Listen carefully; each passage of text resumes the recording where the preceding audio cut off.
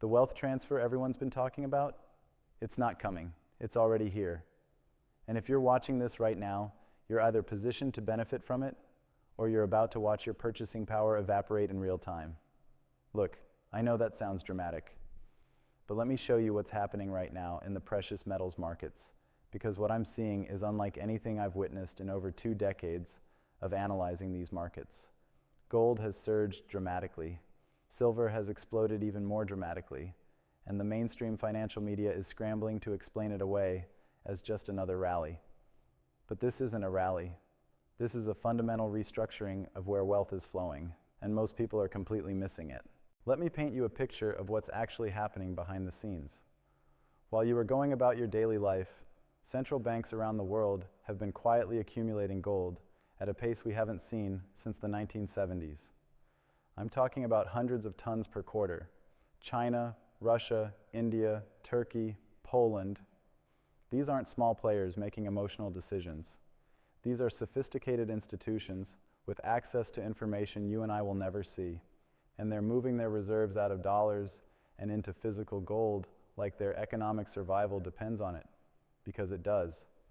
And here's what nobody's talking about. They're not buying paper gold.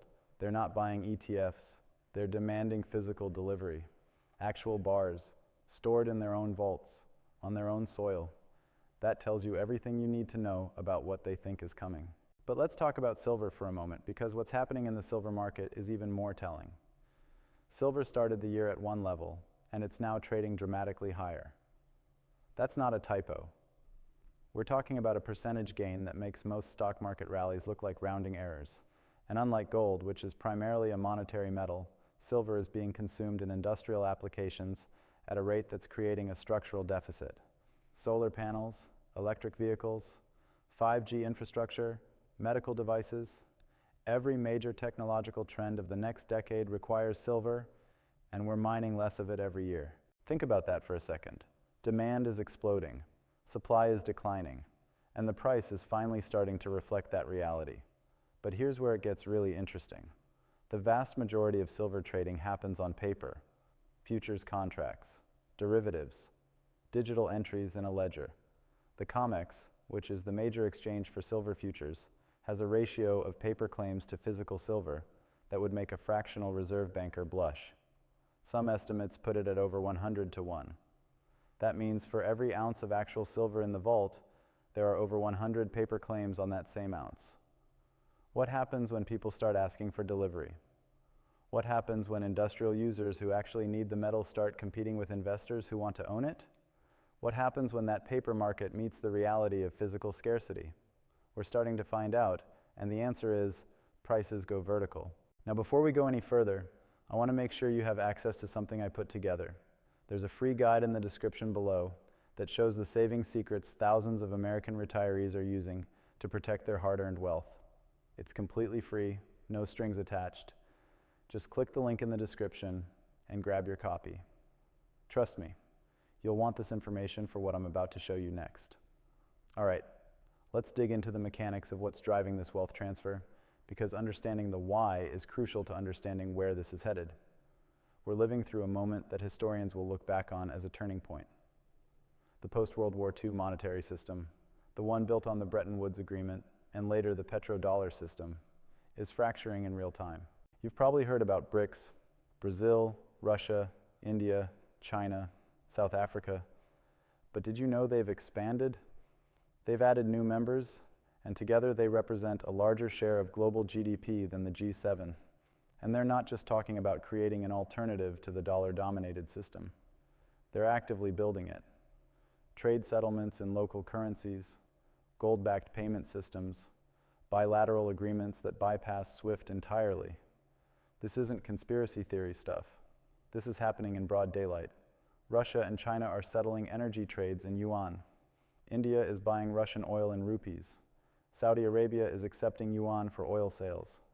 Each one of these transactions is a small crack in the foundation of dollar hegemony. And when that foundation starts to crack, where does the smart money go? It goes to the only assets that have maintained value across every monetary system in human history: gold and silver. Let me tell you a story that perfectly illustrates what's happening. There's a major European bank.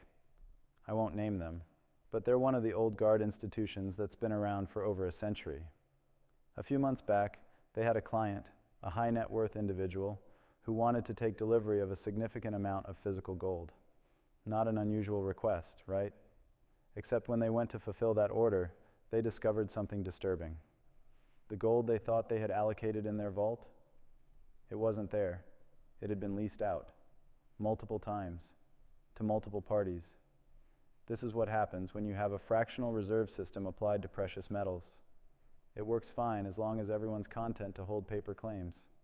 But the moment people start asking for the real thing, the whole house of cards starts to wobble. And right now, more people are asking for the real thing than at any point in the last 50 years. The technical picture in these markets is equally compelling. Gold has broken through every major resistance level that traders have been watching. The breakout above the previous all-time highs wasn't a fake-out. It was confirmed with massive volume, and it's held those gains. That's not speculation. That's institutional accumulation. When you see that kind of price action with that kind of volume, you're watching big money positioning for something significant. Silver's chart is even more dramatic. After years of being suppressed, after years of false starts and failed breakouts, silver has finally broken free. The technical analysts call it a cup and handle pattern, and it's one of the most reliable bullish formations in technical analysis. But more importantly, silver has broken above its 200-week moving average with conviction. That's a multi-year trend change, not a short-term trade. And here's something most people don't realize. Silver tends to lag gold in the early stages of a precious metals bull market, but then it outperforms dramatically in the later stages. We saw this in the 1970s when silver went from a few dollars an ounce to $50. We saw it again in the 2000s when silver went from under $5 to nearly $50. The gold to silver ratio, which measures how many ounces of silver it takes to buy 1 ounce of gold, has been historically elevated for years. It's starting to compress now, which means silver is catching up. And if history is any guide, it's going to overshoot to the upside in a way that will shock people. But let's talk about the elephant in the room, inflation. Not the official CPI numbers that the government publishes. Real inflation. The kind you feel when you go to the grocery store, when you pay your insurance premiums, when you look at your property tax bill, the kind that's eroding your purchasing power month after month, year after year. The Federal Reserve and other central banks around the world have printed more money in the last few years than in the entire previous history of their existence. That's not hyperbole. That's mathematical fact. And all that money has to go somewhere. Some of it went into stocks, creating the everything bubble. Some of it went into real estate, pricing an entire generation out of home ownership. And increasingly, it's flowing into hard assets. Assets that can't be printed. Assets that have intrinsic value. Assets like gold and silver. Here's what keeps me up at night. The debt situation. The United States alone has over $33 trillion in official debt. That's trillion with a T. And that doesn't include unfunded liabilities like Social Security and Medicare, which add another 100 trillion or more depending on how you calculate it. There is no scenario, none, where that debt gets paid back in dollars that have the same purchasing power as the dollars that were borrowed. The only way out is inflation. Inflate away the debt. Make those obligations payable in dollars that are worth less and less. It's the oldest trick in the sovereign debt playbook, and it's being executed right now in slow motion. And when that happens, when the currency loses value, tangible assets gain value. Not because they're worth more in real terms, but because it takes more currency units to buy them. Think about it like this. If you had put money into gold at the start of this century, you'd be up several 100%. If you'd put it into silver, you'd be up even more.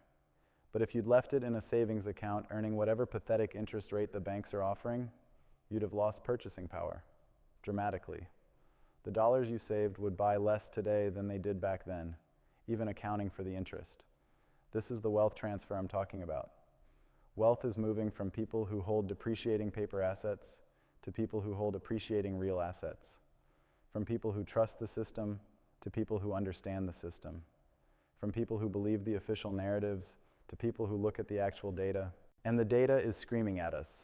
Mining supply for both gold and silver is declining. The easy deposits have been found and exploited. The ore grades are getting lower, meaning you have to move more earth to get the same amount of metal. Energy costs are rising, making extraction more expensive. Environmental regulations are getting stricter, adding more costs and delays. And yet demand is increasing across every category: industrial, investment, jewelry, and most importantly, central bank buying. This is what economists call a supply-demand imbalance, and it's the kind of setup that creates generational opportunities. But here's the thing, most people won't act on it. They'll watch it happen. They'll see the prices rise and think, I should have bought some. But they won't pull the trigger because it feels risky, because it's not what their financial advisor is recommending, because it's not what everyone else is doing. Let me tell you about another story, one from history that's eerily relevant today. In the 1970s, the United States was facing a similar situation. Massive government spending on the Vietnam War and Great Society programs, a currency that was losing value, rising inflation. Sound familiar? Gold was fixed at $35 an ounce under the Bretton Woods system, but that peg was becoming impossible to maintain. When Nixon closed the gold window in 1971, essentially defaulting on America's promise to exchange dollars for gold, the price of gold was freed to find its real market value. What happened next was extraordinary. Gold went from $35 to over $800 by 1980. That's a more than 20-fold increase in less than a decade. Silver did even better on a percentage basis, going from around $1.50 to $50. People who understood what was happening and positioned themselves accordingly saw their wealth multiply. People who stayed in cash and bonds saw their purchasing power evaporate.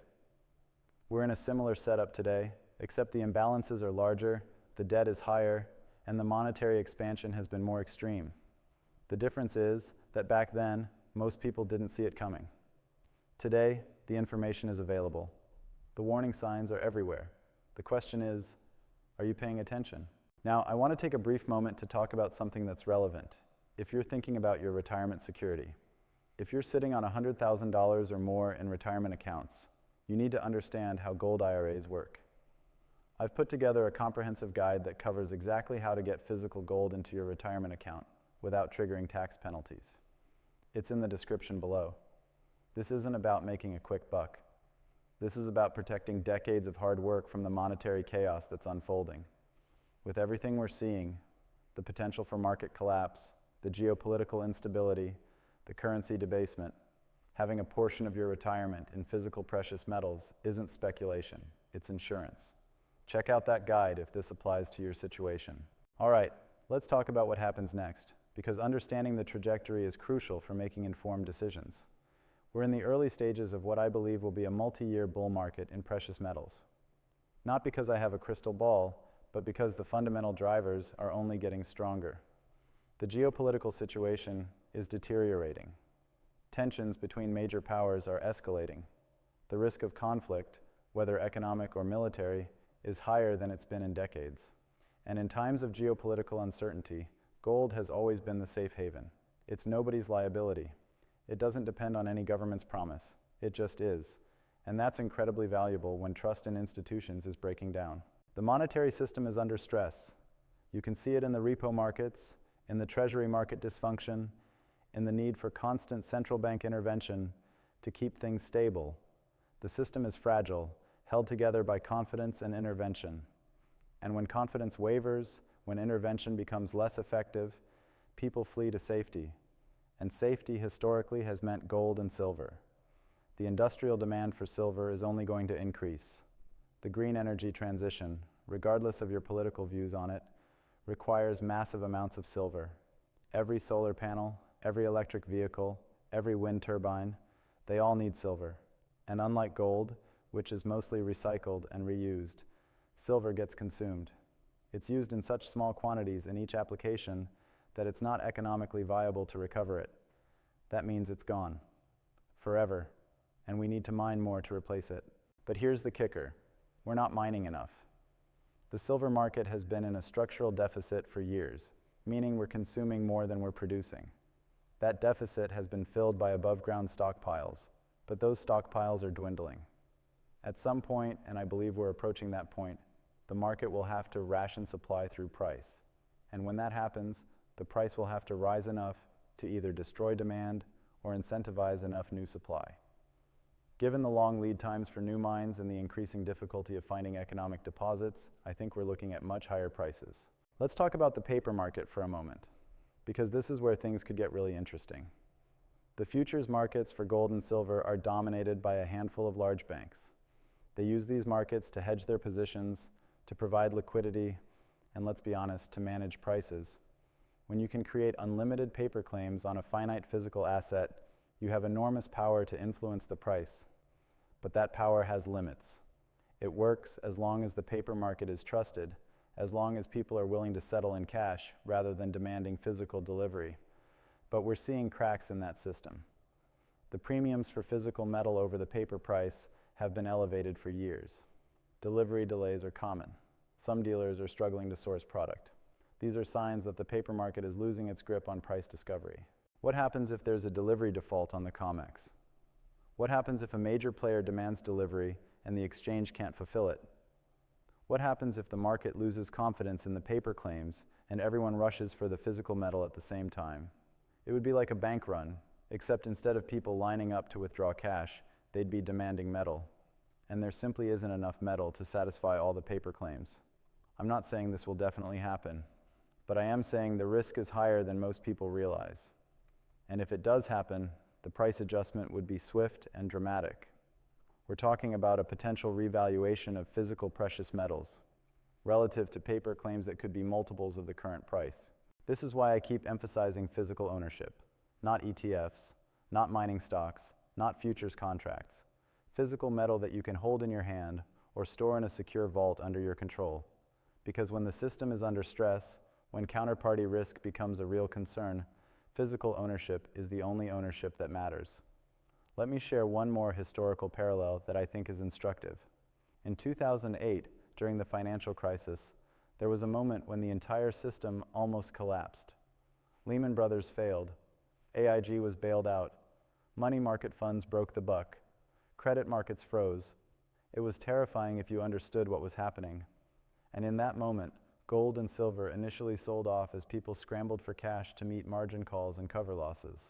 But then something interesting happened. Once the initial panic subsided, once people realized the magnitude of what had just occurred and what the policy response would be, precious metals took off. Gold went from around $700 in late 2008 to over $1,900 by 2011. Silver went from around $9 to nearly $50. The people who bought during the panic, who understood that the crisis would lead to massive monetary expansion, made fortunes.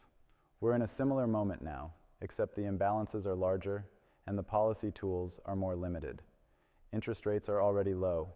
Balance sheets are already bloated. Debt levels are already astronomical. The next crisis, whenever it comes, will require even more extreme measures, and those measures will be even more bullish for precious metals. I want you to think about your own situation for a moment. How much of your wealth is in paper assets, stocks, bonds, cash in the bank? How much is in real assets, property, commodities, precious metals? If you're like most people, you're heavily weighted toward paper. And that's fine when the system is stable, when trust is high, when the currency is sound. But we're not in that environment anymore. The smart money is diversifying. They're not abandoning the traditional system entirely, but they're hedging. They're taking a portion of their wealth and moving it into assets that will hold value regardless of what happens to the dollar, regardless of what happens to the stock market, regardless of what happens to the banking system. And here's the beautiful thing about gold and silver. They're liquid. You can sell them anywhere in the world. They're recognized as valuable across every culture, every political system, every economic ideology. They're the ultimate form of financial insurance. You hope you never need it, but you're glad you have it if things go wrong. The wealth transfer that's happening right now is from people who don't understand this to people who do, from people who trust the system implicitly to people who prepare for the possibility that the system might fail, from people who believe the official narratives to people who look at the underlying fundamentals. And the fundamentals are clear. We have too much debt, too much money printing, too much political dysfunction, too much geopolitical tension, and too little trust. That's a recipe for monetary instability. And in times of monetary instability, precious metals shine. I've been studying these markets for over 20 years. I've seen bull markets and bear markets. I've seen false starts and failed breakouts. But what I'm seeing now is different. The conviction behind this move is different. The breadth of participation is different. The fundamental drivers are different. This isn't a trade, this is a trend. And trends like this can run for years. The question you need to ask yourself is, am I positioned for this? Do I have enough exposure to benefit if this continues? Or am I going to be one of the people watching from the sidelines, wishing I had acted when the opportunity was clear? Look, I'm not telling you to bet the farm on precious metals. I'm not telling you to abandon diversification or take reckless risks.